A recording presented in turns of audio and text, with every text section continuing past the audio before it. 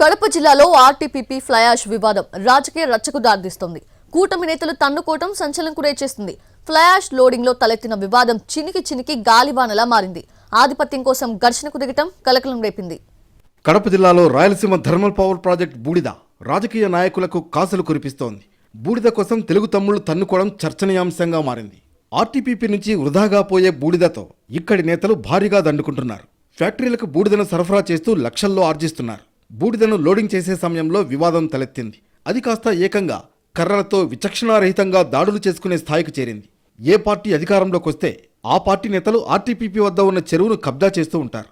అందులో బూడిద నమ్ముకుంటూ కోట్లకు పడగలెత్తుతున్నారు.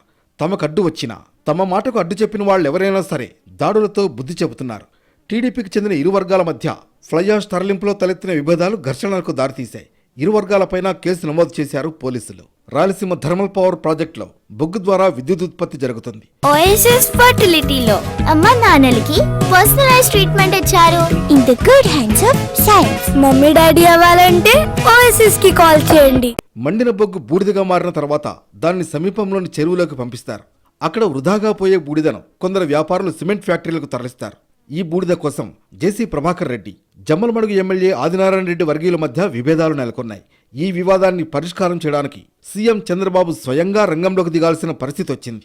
ఆ వివాదం కాస్తంత సద్దుమణుగుతున్న తరుణంలోనే మరోసారి ఫ్లై యాష్ తరలింపులో వివాదం చోటు చేసుకుంది. మొత్తానికి పోలీసులు ఇప్పటికైనా ఫ్లై యాష్ వివాదానికి చెక్ పెడతారో లేదో చూడాల్సిందే మరి.